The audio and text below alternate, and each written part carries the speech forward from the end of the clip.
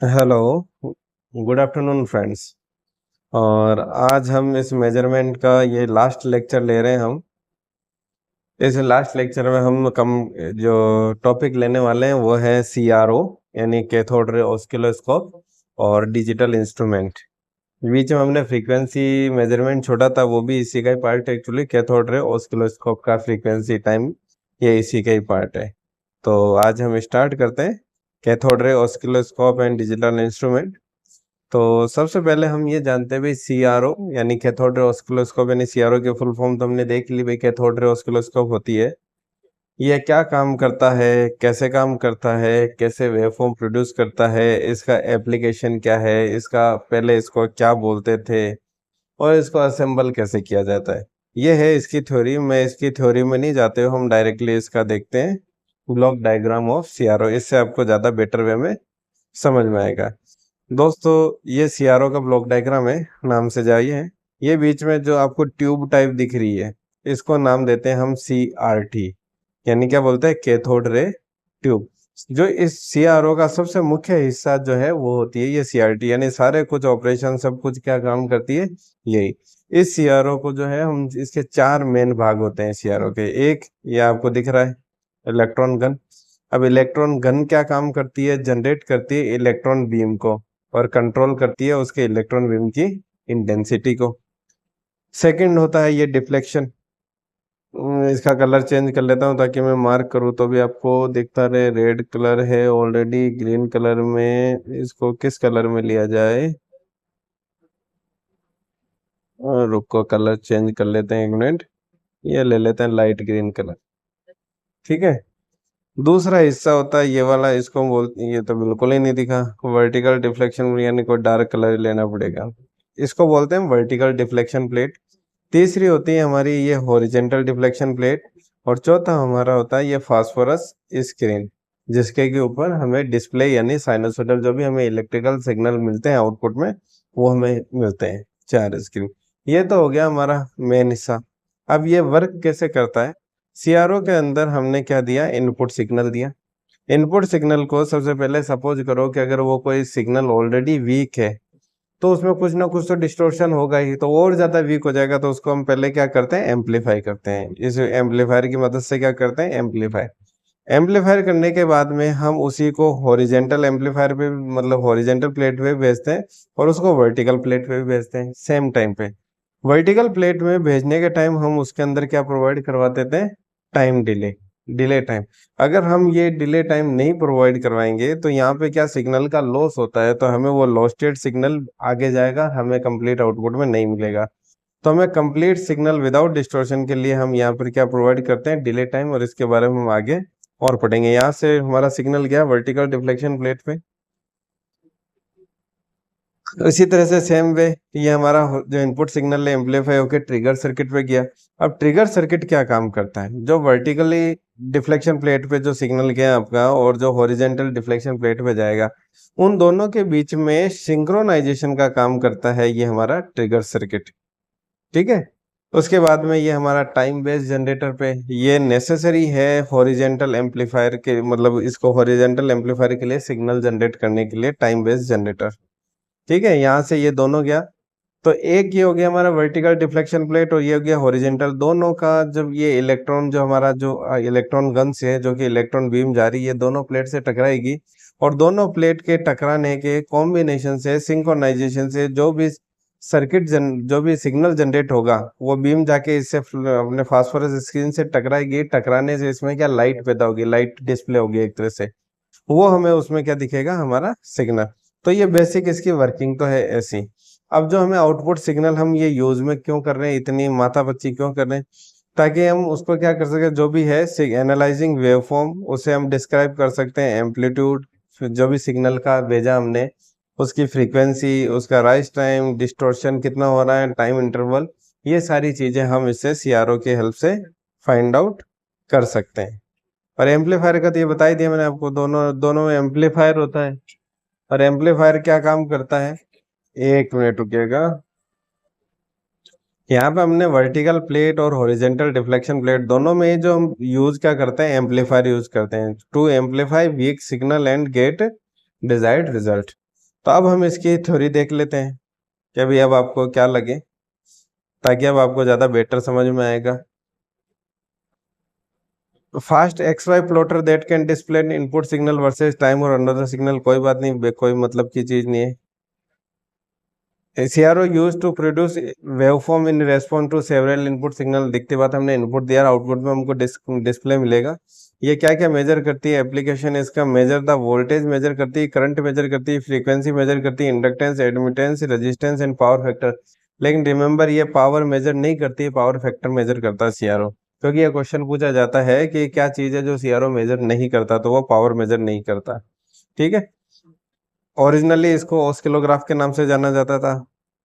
Cathode ray is a beam of electron which are emitted by the heated cathode and accelerated toward the fluorescent screen। ये हमने देख लिया भाई, electron जो gun है उससे क्या निकलते हैं, हमने बीम निकलती है, वो सीधा सीधा वर्टिकल प्लेट से भी टकराती है, हॉरिजॉन्टल से भी टकराती है, दोनों के कॉम्बिनेशन से जो इमेज टकरा, दोनों के कॉम्बिनेशन से जिधर भी पूरे फ्लोरेसेंट स्क्रीन पे अपनी इलेक्ट्रॉन बीम टकराती है वहीं पे इसकी इमेज बन जाती है।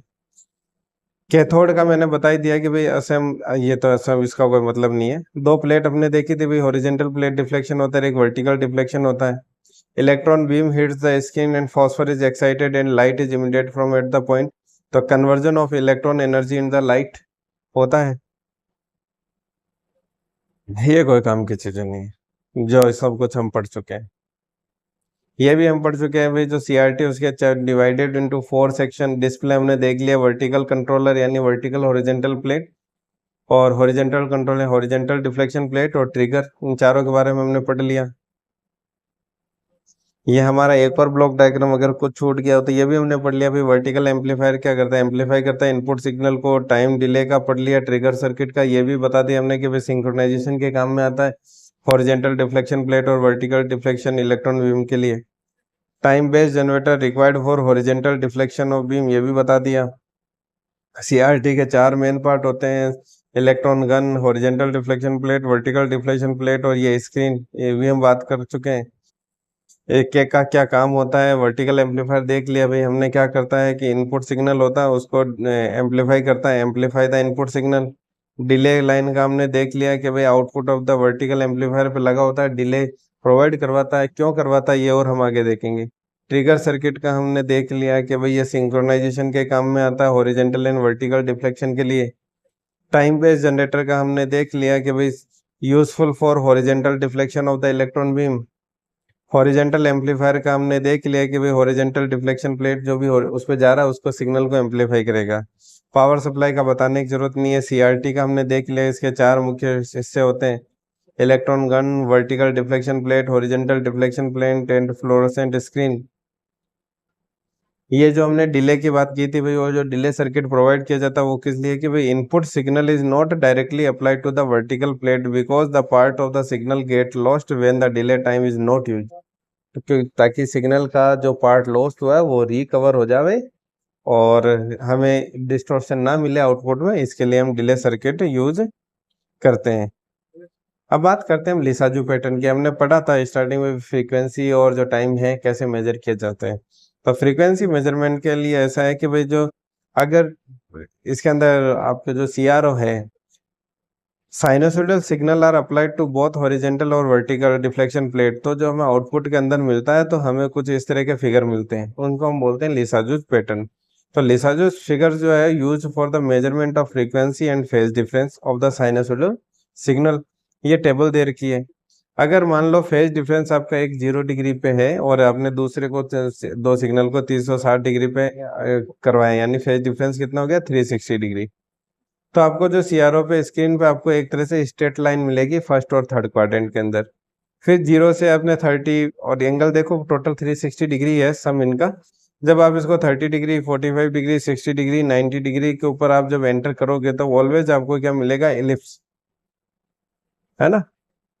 एलिप्स मिलेगा और वो भी किसमें, फर्स्ट और थर्ड क्वाड्रेंट के अंदर। और जैसे एंगल आपका 190 डिग्री पे क्या मिलता है आपको, सर्किल, ये इंपॉर्टेंट चीज। और 90 डिग्री से अगर एंगल ज्यादा होगा तो आपको फिर से मिलेगा एलिप्स, लेकिन मिलेगा क्या, सेकंड एंड फोर्थ क्वाड्रेंट के अंदर। तो लिसाजू फिगर में इंपॉर्टेंट है आपका ये फर्स्ट 0 एंड 360 डिग्री। अगर फेज एंगल डिफरेंस है तो आपको CRO पे क्या मिलेगा, एक स्ट्रेट लाइन। और अगर फेज डिफरेंस आपका 90 डिग्री या 270 डिग्री है तो आपको क्या मिलेगा, सर्कल। और 180 डिग्री पे भी आप 0 डिग्री 360 डिग्री, इसी तरह से 180 डिग्री पे भी आपको क्या मिलेगी, स्ट्रेट लाइन, है ना। अब बात करते हैं भाई सीआरओ का एप्लीकेशन किस किस में। एक, भाई ये करंट और वोल्टेज मेजर करने का काम आता ही है, ठीक है। फेज एंड फ्रीक्वेंसी मेजरमेंट के काम आता है लिसाजूस पैटर्न से। Generation of high brightness and high contrast display, display पे होता ही है। Fast transient and study of electrical signal के यूज में आता है, ये इंपॉर्टेंट है जो एग्जाम में पूछ लिए जाते हैं। बाकी ये voltage measurement, current measurement, examination of wave form, measurement of phase frequency, है ना। ये लेबोरेटरी के अंदर display, different type of wave form पढ़ लिया। मेजर शॉर्ट टाइम इंटरवल अभी अपने पढ़ा था, transient time, volt meter it can measure potential difference, ये सारी एक ही चीजें हैं। अब हम करते हैं इसके न्यूमेरिकल। न्यूमेरिकल में आता है कि भाई which of the following part of the CRO is use for the controlling the path of beam. भाई पाथ को कंट्रोल कौन, इलेक्ट्रॉन बीम गई उसके पाथ को कंट्रोल कौन करेगा कि वो फ्लोरेसेंट स्क्रीन पे कहाँ टकराएगी, दोनों प्लेट ही डिसाइड करती है, horizontal and vertical reflecting plate. Which of the following application of CRO is incorrect. भाई राडार का नहीं पता कि अभी सीआरओ यूज होता है कि नहीं होता, लेकिन बाकी तो पता होना चाहिए। Measurement the current and AC voltage use होता है। मेजरिंग द म्यूचुअल इंडक्टेंस, भाई इसके अंदर कोई वाइंडिंग तो नहीं है, तो ये तो श्योर है कि भाई इसमें तो यूज नहीं होता। कंपैरिजन ऑफ फेज फ्रीक्वेंसी, ये भी पता है, तो ऑप्शन क्या निकला आंसर ये। हमेशा जरूरी नहीं है कि हमेशा आपको सब कुछ पता हो तभी आप आंसर कर सकते हैं। अब बात करते हैं भाई measuring the mutual inductance. Measuring the, ये मेजरिंग द क्या, ये विच component is responsible for generating the time scale और time reference in cathode ray oscilloscope. बिल्कुल नया क्वेश्चन है जो अभी तक अपने नहीं पढ़ा, लेकिन इस क्वेश्चन को करोगे कैसे। भाई इसने पूछा है कि कौन सा कंपोनेंट रेस्पॉन्सिबल है जो कि जनरेट करता है टाइम स्केल और टाइम रेफरेंस। तो ये आपको पता होना चाहिए भाई। डिले टाइम लाइन क्या करती है, डिले प्रोवाइड करवाती है। वर्टिकल एम्पलीफायर एम्पलीफाई करता है। सीआरटी के अंदर टाइम का कुछ है नहीं, तो बचा है क्या, टाइम बेस्ड जनरेटर। लिसाजूस फिगर किसके लिए यूज करा, अभी पता करा था अपन ने, फ्रीक्वेंसी के लिए। CRO can not be use to measure, भाई फ्रीक्वेंसी मेजर कर सकते हैं लिसाजूस पैटर्न से, फेज मेजर कर सकते हैं, वोल्टेज कर सकते हैं, मैंने पहले ही बताया था, पावर नहीं कर सकते। Lissajous pattern, frequency and phase shift. Signal frequency in CRO, ये इंपॉर्टेंट क्वेश्चन है, ये पहले भी मैं टॉपिक में पढ़ा चुका हूँ। जहाँ मैंने पढ़ाया था भाई गैल्वेनोमीटर कितने, अपना जो हेडफोन है वो कितने, 1 किलोहर्ट्ज से 5 किलोहर्ट्ज, इस तरह से जहाँ बात करी थी वहां भी बताया था भाई सीआरओ है वो मोर देन 10 मेगाहर्ट्ज तक की फ्रीक्वेंसी जो है वो मेजर कर सकता है। अब इसमें पूछा भाई कौन सा पार्ट है जो कैथोड रे ट्यूब का नहीं है। सीआरटी के बारे में मैंने बता दिया भाई, वो उसके मुख्यतः 4 पार्ट है। इलेक्ट्रॉन गन उसका पार्ट है, दोनों प्लेट उसका पार्ट है, ये उसका पार्ट नहीं है। अब बात करते हैं हम डिजिटल इंस्ट्रूमेंट के। डिजिटल इंस्ट्रूमेंट भी हम पढ़ चुके हैं, वो भी ट्रांसड्यूसर के अंदर। तो एक तरह से ट्रांसड्यूसर भी डिजिटल इक्विपमेंट, वो इंस्ट्रूमेंट ही है। डिजिटल इंस्ट्रूमेंट का मतलब है जिसका आउटपुट में आपको डिजिटल नंबर मिले, वो डिजिटल इंस्ट्रूमेंट। डिजिटल इंस्ट्रूमेंट जो है वो very consume very less power, ये भी हमने पिछली बार पढ़ लिया था।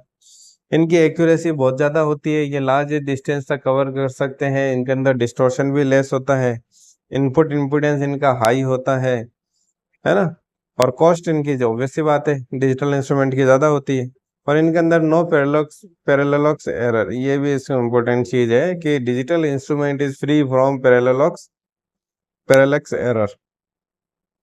ये इसका डिजिटल इंस्ट्रूमेंट का डायग्राम है, ये देखा मैंने कहा था ना, ये ट्रांसड्यूसर का पार्ट है। ट्रांसड्यूसर भाई कोई भी इनपुट क्वांटिटी थी, ट्रांसड्यूसर ने इसको आउटपुट में डिजिटल सिग्नल में अपन को दे दिया। अब सपोज करो वो वीक है, तो डिजिटल ये सिग्नल मॉडिफायर क्या कर देगा, इनपुट सिग्नल को क्या कर देगा, मॉडिफाई कर देगा। Modifying the input signal of very weak strength, और उसके बाद में हमें डिस्प्ले कर देगा। डिस्प्ले के लिए यहाँ पे चाहे एलईडी लगा दो, एलसीडी लगा दो, ये हमारा क्या हो गया, डिस्प्ले डिजिटल इंस्ट्रूमेंट। इसके एडवांटेज क्या है कि एक तो भाई न्यूमेरिकल फॉर्म में डेटा बताता है, तो एक तो रिड्यूस द एरर खत्म हो जाती है, लगभग ना के बराबर एरर हो जाती है कि नहीं। ये मेन एडवांटेज है इसका, और कोई नहीं है बाकी। और ये डिसएडवांटेज क्या है भाई, टेम्परेचर सेंसिटिव डिवाइस है, आप जानते ही हो ये बनते ही ऐसे हैं, ये एटमॉस्फेयर से भी इनमें वो प्रॉब्लम आ जाती है। और effect of noise is more on digital electronics. आप अगर नोटिस करते हो, अगर टेलीकॉम इक्विपमेंट होते हैं ये डिजिटल इलेक्ट्रॉनिक्स के अंदर, जब बिजली गरजती है ना तो टेलीकॉम इक्विपमेंट उड़ जाते हैं। जो आपके 2G 3G 4G सिग्नल आते हैं ना, इनके इनको बेस ट्रांस रिसीवर सिस्टम बोलते हैं, बीटीएस। इनमें इतने कॉम्प्लिकेटेड डिवाइस आती है, बिल्कुल छोटी छोटी, क्या ये बिजली की आवाज से कट उड़ जाती है। तो उनको बचाने के लिए, अवॉइड करने के लिए वहां पे प्रॉपर अर्थिंग होना जरूरी है। उस अर्थ का रेजिस्टेंस रखते हैं अपन लेस देन 0.5 ओम। तो आज हमने ये जो मेजरमेंट का जो कंप्लीट है वो सिलेबस पूरा कर लिया है। अब हम जो नेक्स्ट टॉपिक है देखते हैं हम क्या स्टार्ट करते हैं। कुछ ना कुछ जिसका भी करेंगे कल आपको पता लग जाएगा। और इसी तरह से हम ये बाकी टॉपिक भी करेंगे कि एग्जाम्पल के साथ में, न्यूमेरिकल के साथ के अंदर, विदाउट न्यूमेरिकल हम नहीं करेंगे, ताकि आपके साथ में कंप्लीट टॉपिक कवर होता जाए। क्योंकि आपको इसकी प्रिपरेशन के लिए कुछ ज़्यादा करना पड़ेगा नहीं, मैंने पेपर देखा है, बहुत ईजी है। ठीक है जी। Okay, thank you.